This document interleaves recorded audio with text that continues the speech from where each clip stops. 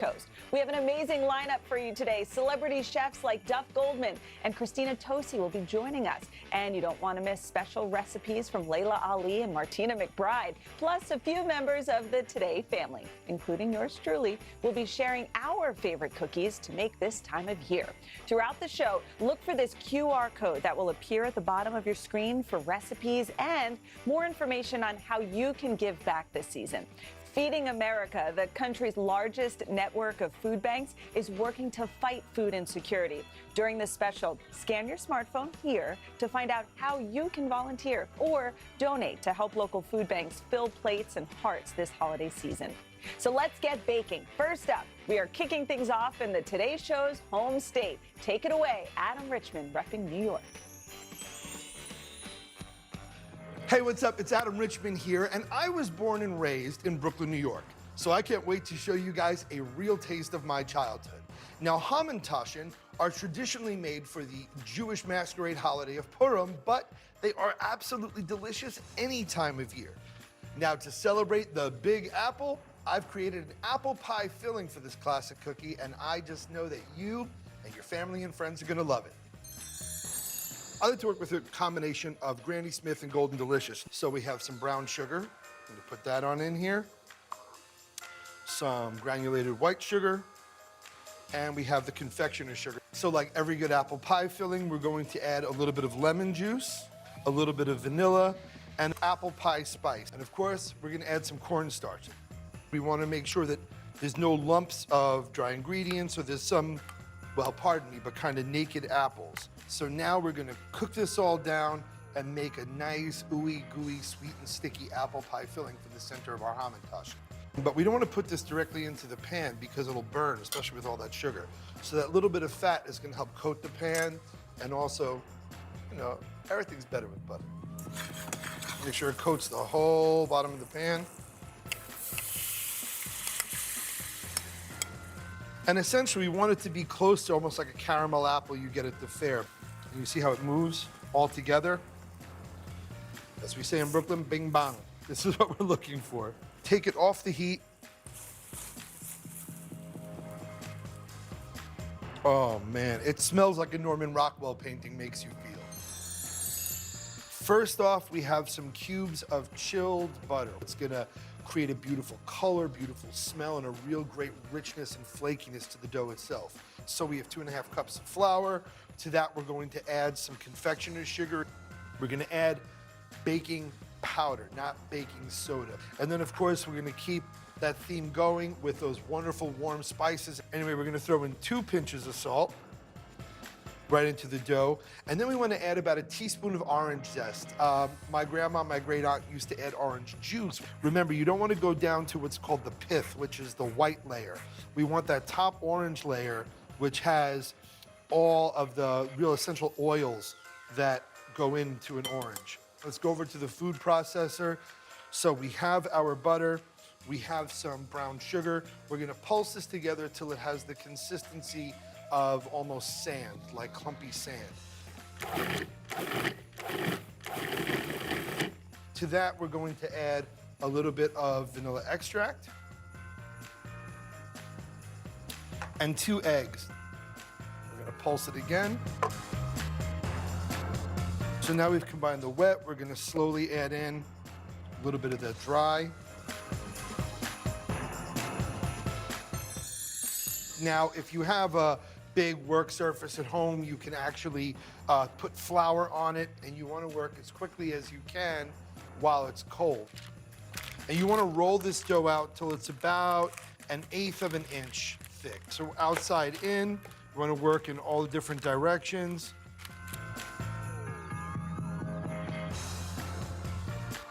So a beautiful rolled out dough right here. So you can use a ring cutter. I actually use a pint glass. Take it, give it a little bit of a twist, and there you go. We have it.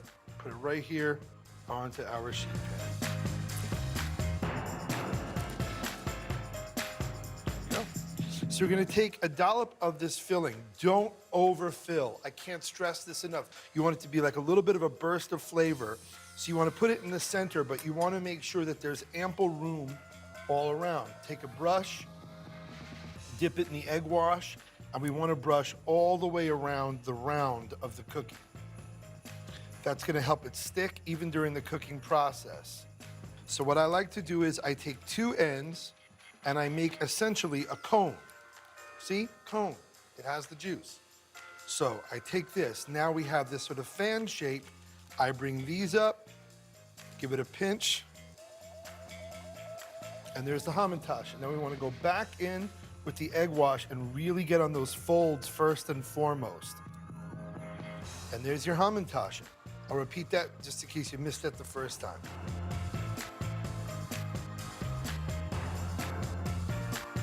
All right, these are stuffed, these are folded. Throw them into a 375-degree oven for 10 to 12 minutes till they're golden brown. Here they are, fresh, golden, and delicious. Apple pie Hamantaschen representing New York. I dressed for the occasion, representing my Junicorn roots. And whether or not you're even in the great state of New York, wherever you are, whoever you are, however you celebrate your holidays, whatever you eat, may your holidays be sweet.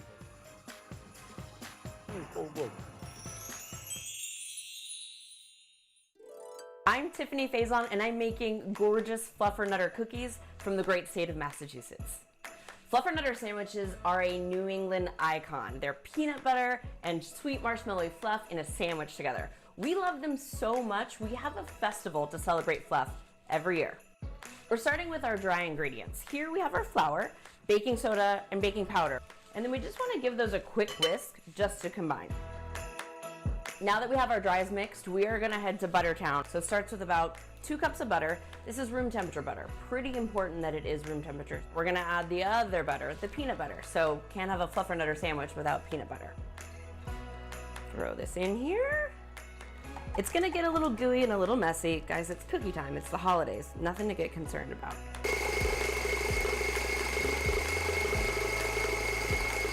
You want this gorgeous, airy, fluffy mix. That's what we're looking for.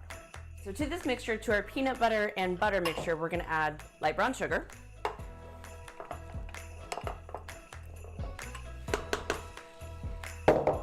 and granulated sugar.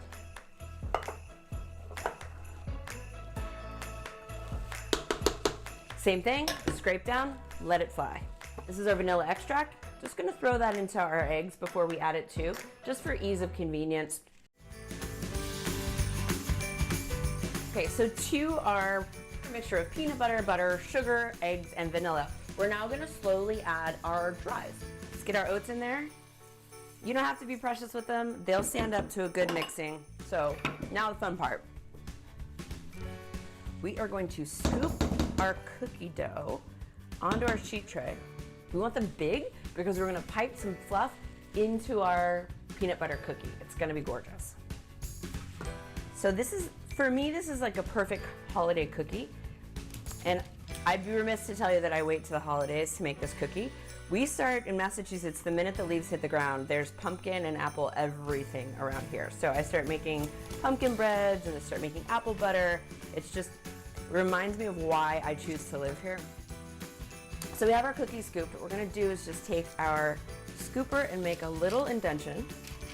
Just use the back side of it. It's gonna stick a little bit. Don't worry about it. Cookies are never meant to be perfect. Just like people. So to this, we have our fluff. Fluff is super versatile. We use this for everything. We fix cars, we, spackle houses, we eat it. Just kidding. So just a little scoop of fluff in the middle, about a quarter of the total Fluffernutter cookie. Just gonna pipe that in.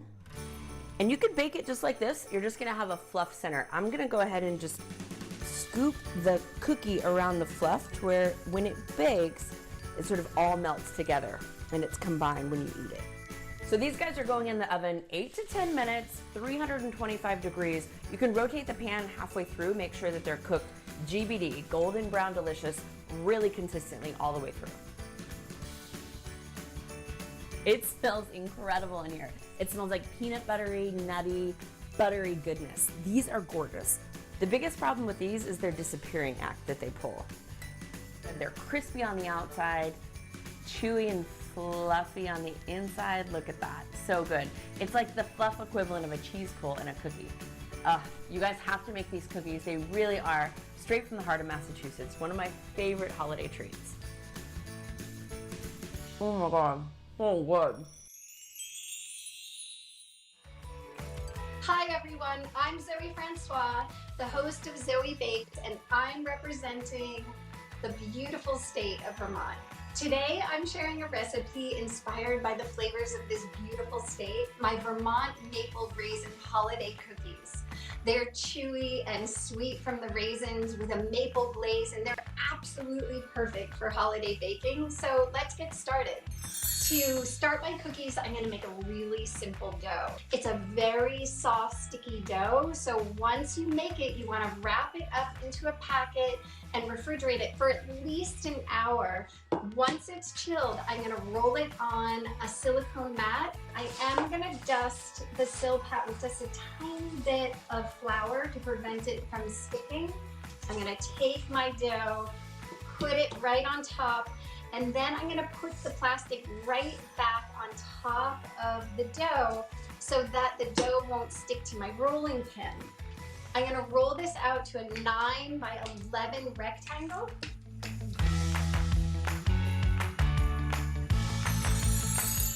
Once your dough is all rolled out and ready to go, I'm just going to peel the plastic away. And then I'm going to cover it with my chopped up raisins, but you can also use craisins or any dried fruit you want. I'm going to put that onto half of the dough. And then I'm going to fold the other half over the raisins. I'm going to do the exact same thing. It's okay if those raisins poke through. In fact, you really want them to. It's part of the look, and also then you know that it's thin enough. I have a sheet pan that's covered in parchment paper. I'm going to use my little Christmas tree cookie cutter, and I'm going to cut out my cookies.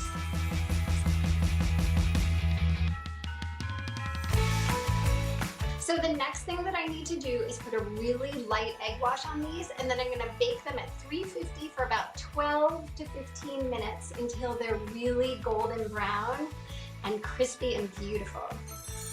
My cookies are totally cooled, and now I'm going to add the best part, the maple glaze. You want it to be thick enough that it's going to cling to the cookie, but thin enough that I can just drizzle it.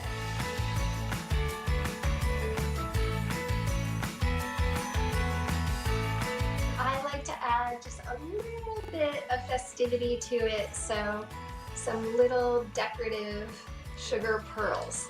It just makes them a little more holiday. And that's it.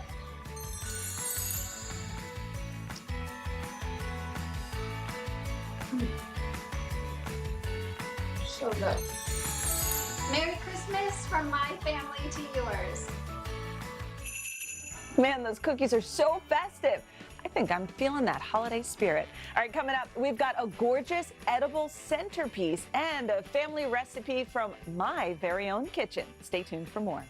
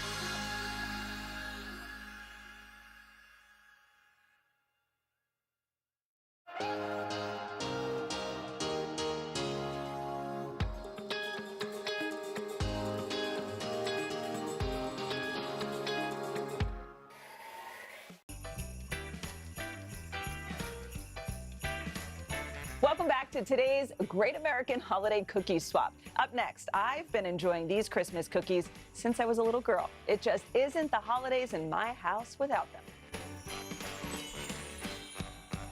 Christmas just isn't Christmas in my house without my great Aunt Tilly's cookies. They just remind me of big family dinners during the holiday season. And I love dipping these soft anise cookies into coffee. I even did it when I was little. We're going to start by mixing our dry ingredients. We're going to add baking powder to the flour. And if you need to know anything about my family, we like salt. So a nice hearty pinch of salt, and mix that together. So now we're going to get to the wet ingredients. We're going to start with some vegetable shortening that you want to melt and then cool. We're going to put our eggs right into the cooled vegetable shortening. We're going to add our sugar. Now my Aunt Tilly's secret was an entire bottle of anise flavoring. So when I'm mixing this together, I actually like to let it go for a little while to make it nice and fluffy. So now we're going to add some of the dry ingredients. Start off slow, 'cause otherwise you will have flour everywhere. So I'm just going to scrape this down, and then we can mix it by hand. This is where Calvin asked, can I lick the beaters? I know you're not really supposed to be doing it, but it was always the thing your mom let you do. And now looking back, it's like, well, it keeps them quiet for a few minutes. So like, here you go, have fun with that. So at this point, you can kind of make whatever size cookies you want, small, large. My Aunt Tilly actually used to get so sick of making cookies. She would make them into a nice log, and then after they baked, she would slice them. So we always had sliced cookies instead of, like little round cookies. So when you put these on the tray, you don't have to worry about them spreading like some cookies do. These more or less rise.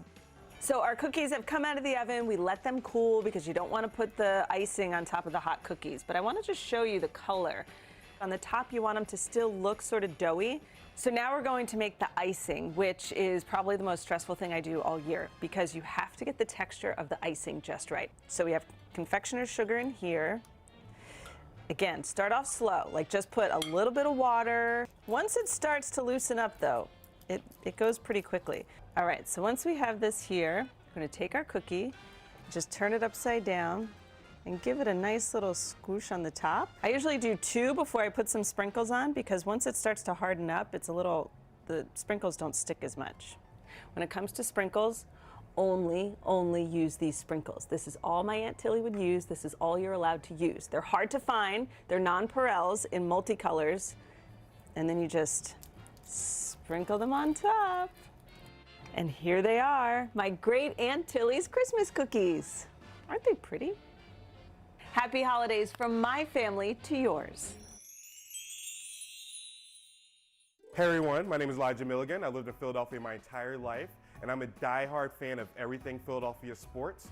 Today's cookie is inspired by our Philadelphia Phillies, who had a phenomenal season and really made our city proud. So today's cookie is going to be our Phillies Red October Red Velvet Cookies. This cookie combines our iconic Phillies colors, and it will make any holiday table look great, and the flavor is out of this world. So first thing first, we're going to mix all of our dry ingredients. So we have our AP flour, we have our cocoa powder, baking soda, and sea salt. We're just going to give this a little whisk. Next step, we're going to cream our butter and sugar. We're just going to add room temp butter and sugar to the stand mixer and beat it for about 5 minutes so light and fluffy. We're just going to go on medium speed. I think 4 should do the trick. Now we're going to add 1 egg, and we're going to scrape down the sides of the bowl as well. And then we're going to turn this back on at low speed. We're going to add our vanilla extract, our buttermilk, and then our red food coloring as well. So we're going to mix this until combined. Look at this bright, beautiful color. Reminds me of Christmas. Reminds me of the Phillies making it all the way to the World Series. So next we're going to mix the dried ingredients. I want to let this go till it's fully incorporated. Oh, these look awesome. All right, this looks ready to go. So we're going to turn this off, scrape any extra off of our paddle. Then we're going to fold in our chocolate chips. Oh, this looks really fun. Make sure those are nicely incorporated. Oh, a little bit extra. This red, man. This is Christmas. This is Phillies. All in one bite. So have a tray ready to go with some parchment. We're just gonna scoop these with a 1 ounce scoop, leaving a little bit of space in between. So they are gonna spread. Next up, we're gonna lightly press down on each mound. And that's just gonna flatten it slightly. They don't have to be perfect. You want a little rustic shape to these. So next up, we're gonna bake these off at 350, and that should take about 12 minutes. All right, so these have cooled completely. I've already started putting some powdered sugar on these. It just smells so good in here. These look nice and festive. Delicious, warm. Tastes like Christmas. Merry Christmas and happy holidays from my Philly table to yours. Hey everyone, I'm Skylar Bouchard and I'm representing the state of Delaware. I grew up in Delaware, and although we're known as the small wonder, our state is full of so many big personalities. So I decided to make big, bold, and flavorful cookies, the sweet corn cookie with a blueberry pie swirl. Our first step is to make the filling. It all starts with frozen blueberries, which I'm adding to a saucepan. And then we're gonna add 1/3 cup of sugar. We're just going to coat the blueberries until they're fully coated. They look like sugar-covered blueberries. We're gonna work on our thickener, which is so easy. It's just 1/3 cup of water, a teaspoon of lemon juice. We're gonna add 2 tablespoons of cornstarch right to the water. We're essentially making a slurry. And we wanna mix this until all the clumps have dissolved, so it's nice and smooth. I can hear our blueberries heating up. The perfect time. We're gonna add all of this right to the blueberries and mix this up. Now we're just gonna add 1/4 teaspoon of salt, and this really enhances that blueberry flavor and makes it taste more like blueberries. Trust me on that. So we're gonna cook this over medium-high heat and bring it to a boil, then reduce to a simmer, cook for 10 minutes, just stirring every minute or so until it's nice and thick. Now we're gonna work on our dry ingredients. This is so easy, you just whisk them all together in a bowl. So we're starting with 2 2/3 cup of all-purpose flour, then the main character, masa harina. This is used in yellow corn tortillas and it gives a really distinct corn aroma. Our next ingredient, corn starch. A teaspoon of kosher salt, 1 1/4 teaspoons of baking soda, and 1/2 teaspoon of baking powder. That's the dry ingredients. That was so easy. Now we're gonna make our dough. It starts by using chilled butter and creaming it with light brown sugar and white sugar. So I just finished creaming my butter and sugar. Now we're gonna add our eggs in. I have 2 chilled eggs and I'm gonna run this on low speed. So my eggs are all combined. I'm gonna put this on low speed and gradually add in my dry ingredients. All right, I'm gonna use a spatula to help me guide it in. Just a little bit at a time so it doesn't go flying everywhere. It's now time to make our cookies. So what I did is I separated my dough into 10 equal sized balls, and we're just going to flatten one of these in the palm of our hands. So these are about 1/2 inch thick, like this, and we're gonna basically make an empanada. We're gonna scoop our delicious filling and pop it in the middle. You see this? So we're gonna bring the edges around to encase this filling. And it's okay if the filling comes out because that's just gonna give you a beautiful swirl later. Delicious mistakes, let me tell you. And we're gonna roll this into a ball, just carefully close any holes. So I'm dipping this into some crushed cornflakes for a nice delicious crunch and some more corn flavor.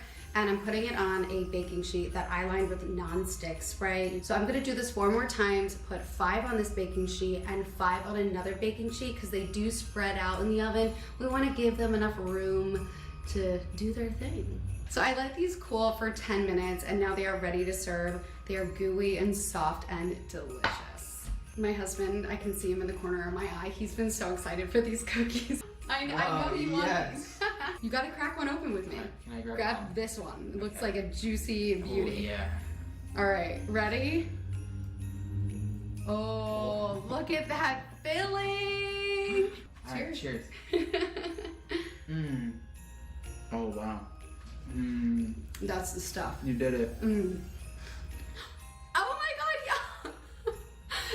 cookies are so good. Clearly my dog wants them, my husband loves them. So happy holidays from my family to yours. I hope you enjoy this recipe. Don't go anywhere. We'll be right back with more holiday sweet treats from Erin French, Nick DiGiovanni, and more chefs from the Northeast.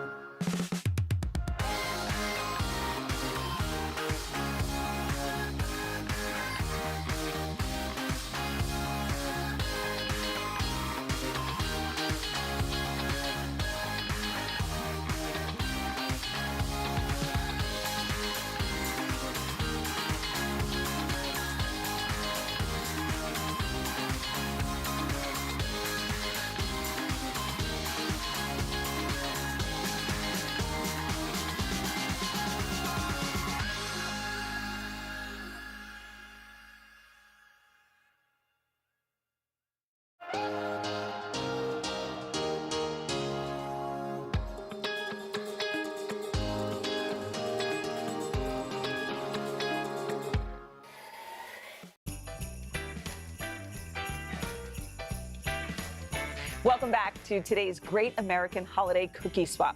Up next, edible Christmas trees that are truly almost too pretty to eat, and an iconic treat from Maine. Hi everyone, I'm John Cannell, founder of Preppy Kitchen, and there is nothing better than Christmas in Connecticut. From the picturesque decorations around town to snowy walks, it's a wonderful place to celebrate the holidays. One of my favorite traditions is decorating our tree as a family, so today I'm making nutmeg Christmas cookie trees. I love a show-stopping centerpiece, and this edible one is actually surprisingly easy to make. Start with a big batch of cookie dough. Mine has two secret ingredients. A little bit of cornstarch will give you a nice sharp edge so your cookies don't spread, and a dash of nutmeg is a wonderful flavor for the holidays. Connecticut's the nutmeg state. We love spices during the holidays, and as an added bonus, I always freshly grate mine for added flavor. I'm rolling my dough out to about 1/4 inch. Our cookies should have a nice structure so they don't fall apart when we stack them. Once your dough's rolled out, it's time to cut your star shapes. We're gonna stack these up at the end. We're gonna transfer these onto a parchment-lined baking sheet. They just need a little bit of space in between each cookie. They don't spread that much. The bottom layers are really big, so you will be re-rolling all the scraps. If you want to have extra height and drama, you're going to want to cut extra cookies to place in between each level. They're going to be hidden, so they're going to be smaller shapes, but they're going to lift your cookie tree up and make it look that much more realistic. My stars are all cut out. It's time to bake them 375 for about 12 minutes or until they're just taking on a golden color at the edge. Our cookies are baked and cooled golden brown underneath, so it's time to grab a cake plate and assemble them. I mixed up a big batch of buttercream. This has vanilla and nutmeg in it as well. It's a lovely combination of flavors. And for the green, I just used some green food coloring. We don't want this to move around a lot, so add a dollop of buttercream underneath. That's our glue. We're gonna add more buttercream. It's gonna add as our glue and hold everything together. You can use an offset spatula or any other tool you enjoy just to smooth things out so you have a nice flat layer of buttercream. Now we're going to use a number 30 star tip. You could use any smaller star tip that you have hanging around. It's just going to give you some texture and make it look like our tree is a little bit more realistic. Little dollops all over the surface of everything you see. Don't worry about the spacer, just the parts that are sticking out. And if it doesn't look perfect, it's totally okay. We're gonna cover this in Christmas ornaments, a little bit of snow, and you're not gonna be able to see any details. Time for the next layer. Just add some buttercream on top of your spacer, pop the next layer on, and repeat. Our tree is complete, but it's a little bit bare, so it's time to decorate it up to the hilt. We want all the ornaments on here, snow, and of course a big golden star for the top. I like to start off with a light dusting of snow. We can always add more later, but it's so satisfying and it really makes it come to life. For the decorations, you have so many choices. I happen to have some jumbo sprinkles. They also sell like little chocolate candy covered spheres that you could use. You can make them out of marzipan or anything else. This Christmas tree looks nice, but it's definitely missing a star. So set this aside for just a moment and we're gonna grab some gold luster dust and another cookie. 1 star for the top. I'm gonna brush it with a little bit of glaze. You want a very thin coating just to make it sticky so it grabs the gold luster dust. Place your star on top and you're ready to celebrate the holidays. I made an extra one to try out. Merry Christmas and Happy Holidays.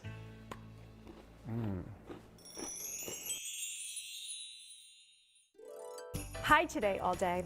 I'm Erin French and I'm representing the great state of Maine.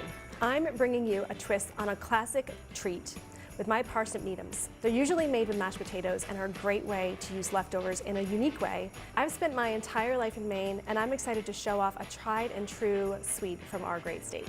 I'm going to start with a bit of mashed parsnips. A parsnip is a cross between a potato and a carrot, and I'm just going to add in a little bit of butter and then some confectionery sugar. And I'm just going to stir it until the butter and the sugar start to melt. I know my Mainers might be a little bit upset with me calling this a cookie, but I want to vote for it to be a state cookie because I don't think we have one. And the next thing is we're going to add in this flaked coconut and then also a little bit of vanilla because that always makes the flavor a bit better. And you're just going to work it to kind of make it almost like a dough. So you're going to get the sweetness of the sugar, the creaminess of the butter, a little bit of vanilla, and then the crunch of that really delicious coconut. Now we've got this perfect, nice and sticky mixture here. This is how we're going to form them. And I just make little pucks. It almost looks like a peppermint patty. That's kind of what I'm going for. These are pretty rich. There's a lot of sugar and you've got all the coconut. So it's not something you want a lot of. So a nice small size is really perfect. You just want a few bites, like 3 bites is the perfect bite for this. Classic Maine needhams are actually made on a sheet pan and then you would slice them into squares. So you can do that too. This is totally gluten-free, which is kind of a nice thing to have if you're doing a swap because then you don't have to worry about dietary restrictions. I'm just gonna put it in the fridge and let this set up for an hour.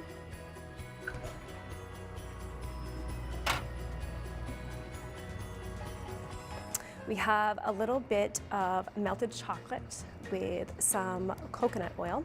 We'll go ahead and dunk them in. Move them around a little bit so they get nice and coated. And I'm just going to carry on and finish the rest of them. And after they set for a second, you can sprinkle them with some salt. I'm making sure that I get both sides because I want chocolate on both sides so you get that perfect bite every time you bite into one. I'm going to sprinkle them with a little bit of Maldon salt.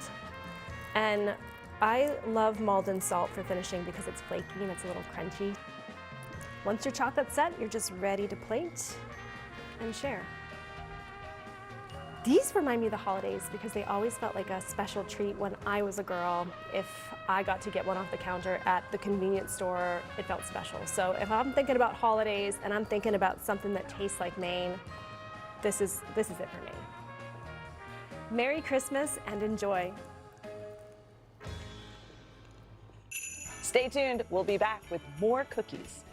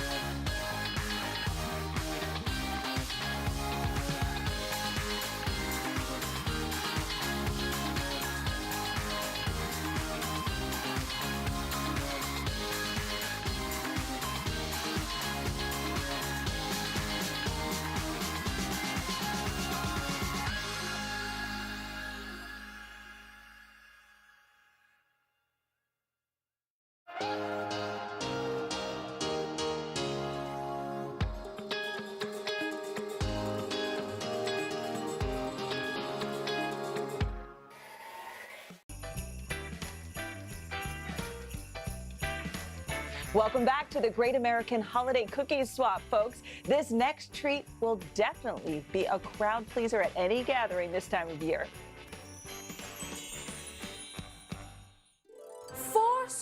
87 years ago, I, Paola Velez, am one of Washington, D.C.'s most iconic pastry chefs, I think.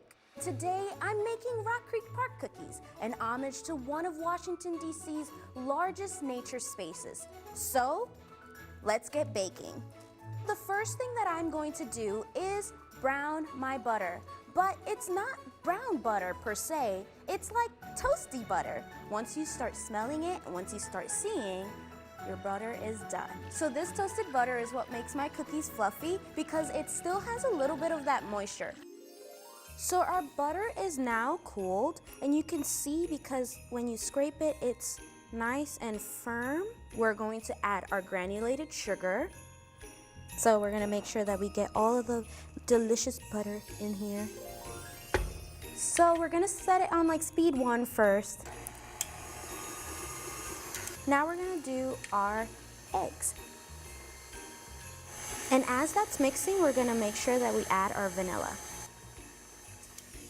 So here we have some all-purpose flour, kosher salt, and some baking soda. I'm gonna put in like half. And we're gonna do almost like a mixer shuffle. So let's incorporate the rest of it. So we're gonna stop here. We have our mini marshmallows, and these guys represent like the white oak trees that line Rock Creek Park. Candy-coated chocolate rocks. It's gonna be rocks that belong in Rock Creek Park. A little bit of 70% dark chocolate. Washington, D.C. is kind of serious, and this chocolate is serious. We're gonna add walnut pieces as well, and this is gonna lend a little bit of earthiness. We can't forget the sour cherries. Cherries are Washington, D.C.'s national fruit, but also George Washington, am I right? And cue earrings. We're ready to get scooping. So we're gonna do 2 of these scoops per cookie. So I'm just gonna add one right here, and then add one right on top. And then we're gonna shape them. So for this cookie, I wanna do 2 scoops because I really want to get that volume, but I want a little bit more spread. So we're gonna shape these guys. We're gonna make sure that we press in, and just a little slight squish, and there you have it. So we've baked our beautiful cookies, and then for that last and final minute, I take a cookie cutter that's round and I shape them while they're hot, bake them for one last minute so that we can get one beautiful round Rock Creek Park cookie. And there you have it, gentle peoples, Rock Creek Park cookies. Merry Christmas, Feliz Navidad, and enjoy.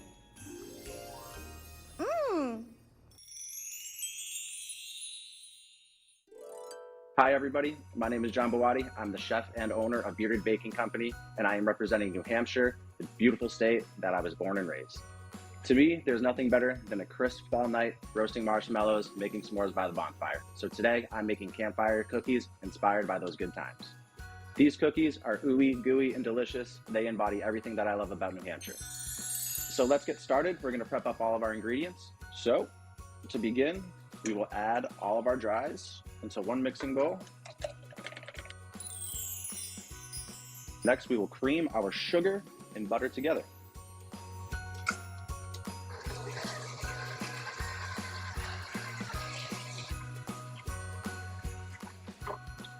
Scrape the edges, and then we will add our egg.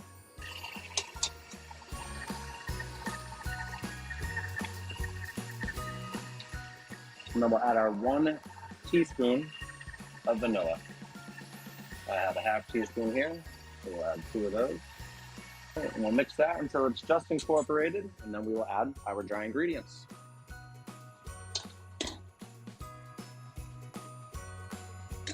And then as your dough starts to combine and come together, you're gonna wanna add your chocolate chips, marshmallows, and graham crackers as well.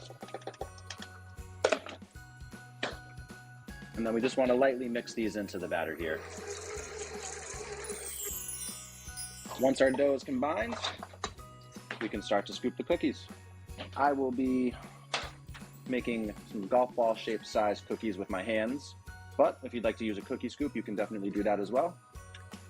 And you want to be putting these on a parchment lined sheet pan.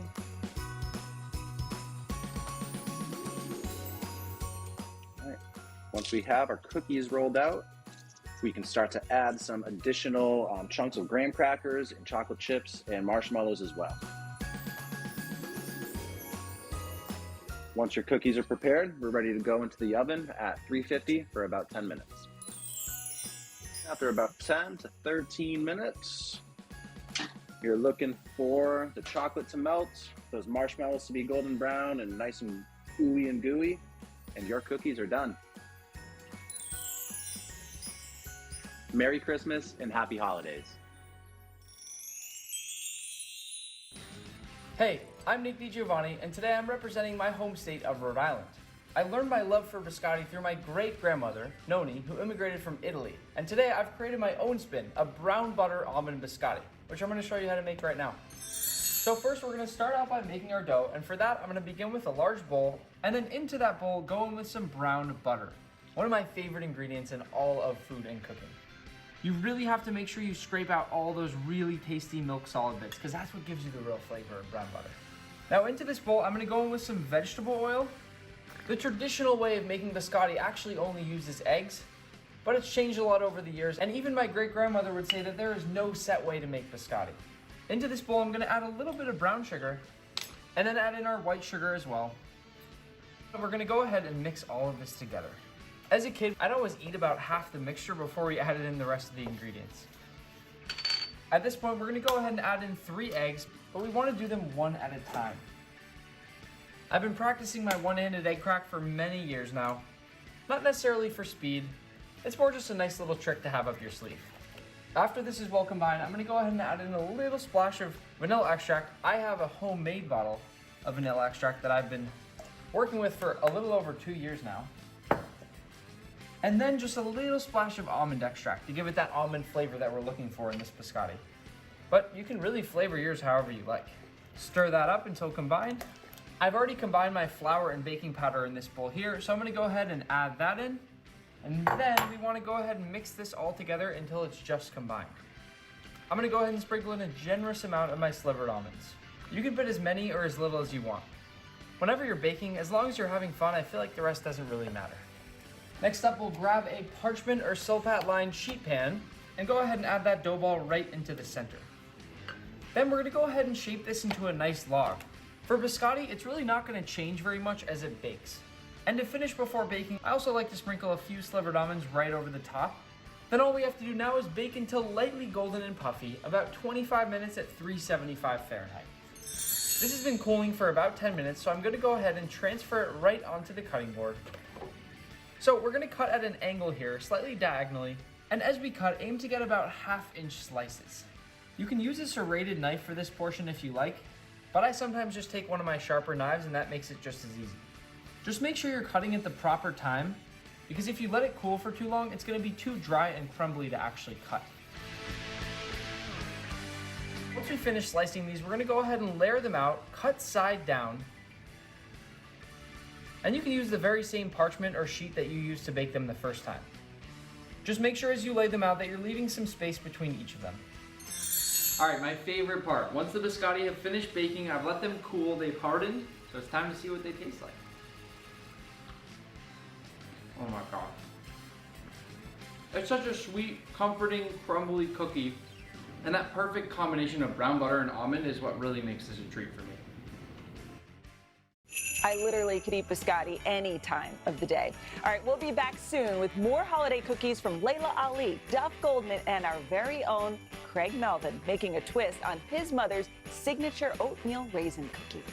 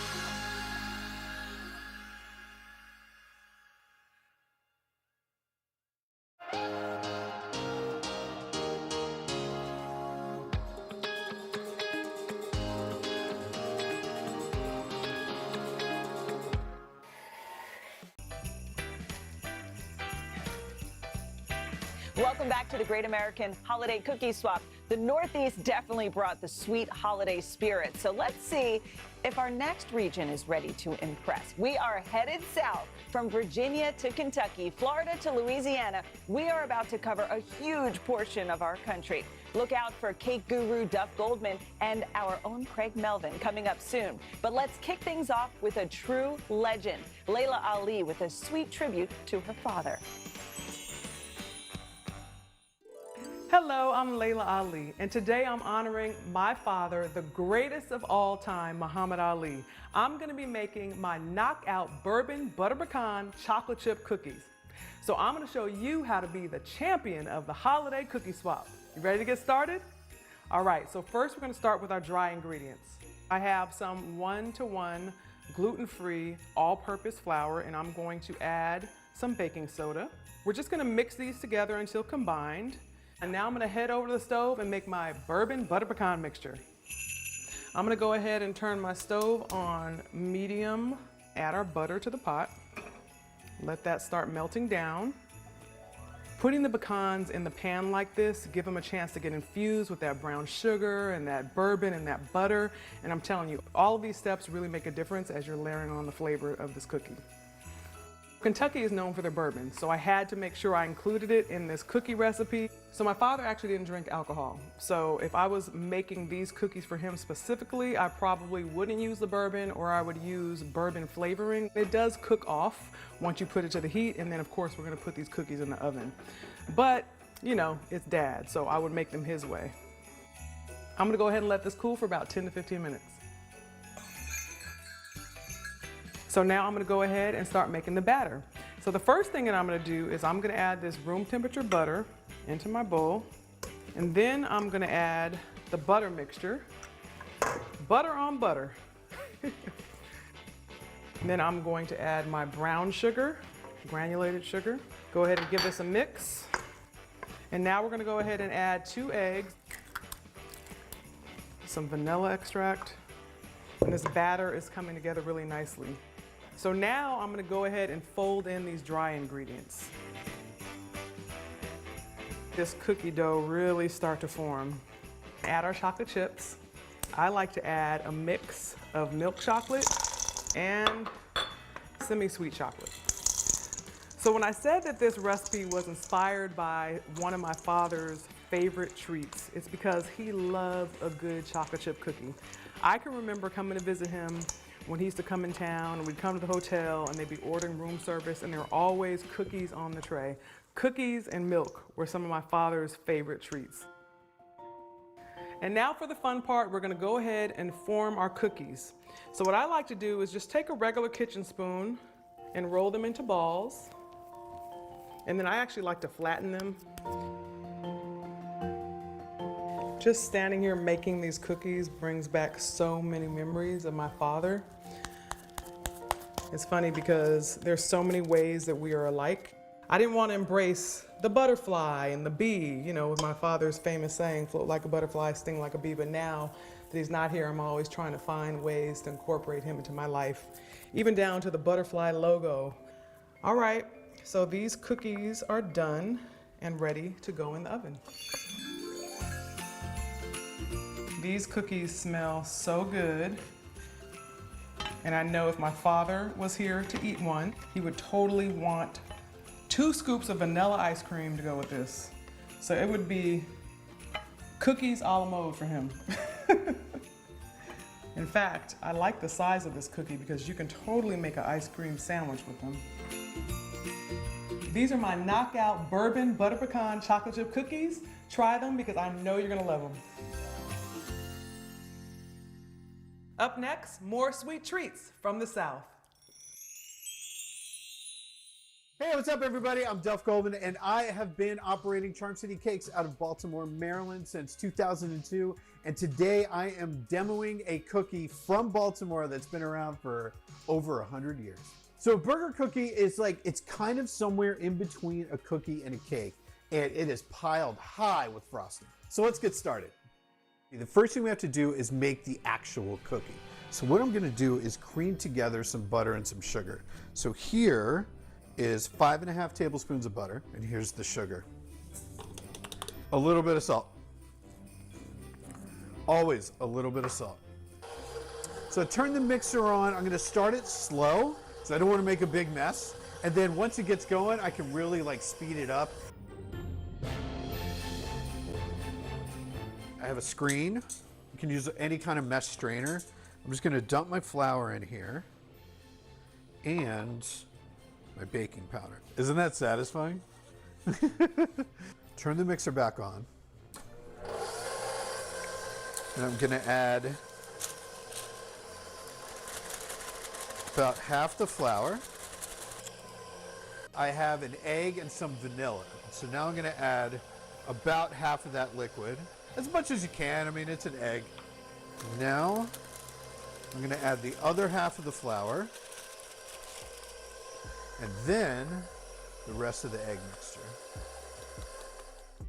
So I have a cookie scoop here. This is like 1.5 inches, 1.25 inches, something like that. I'm gonna scoop some of the batter, then make sure you scrape it on the side of the bowl and really make sure that it gets flat on one side.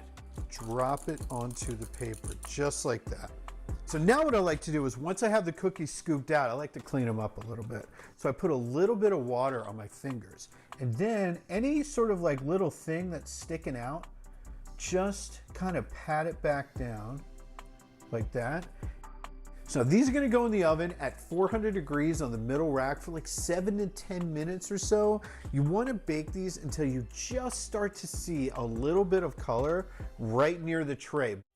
So this is my chocolate frosting. It's just chocolate, cream, salt, a little bit of corn syrup, melted on the stove, and now I'm just gonna add powdered sugar to it. And just spread just a tiny bit. You don't need a lot. Just spread some on the flat side of the cookie. And then we're gonna let that dry. Okay, there we go. So now we're gonna let these cookies cool. Then we're gonna let this frosting cool. And then we're gonna really add the correct amount of frosting. So now you're gonna put a ridiculous amount of frosting on it. That's, for me, what really makes burger cookies amazing is how much of the pretty sweet frosting. Sprinkle on top like that, but you can also just dunk it in there, which is pretty amazing. All right, well, I got my whole family here, and it is time to eat some cookies. Are you ready? Here you go. That one has the most frosting. Oh, that's for mommy. That's for mommy. A baby wants a cookie. You're welcome. Can I have a bite? Have a sweet holiday season. It's time to dig in. All right, the oven is warm, and we've got more chefs ready to show off their signature holiday cookies. Stick around.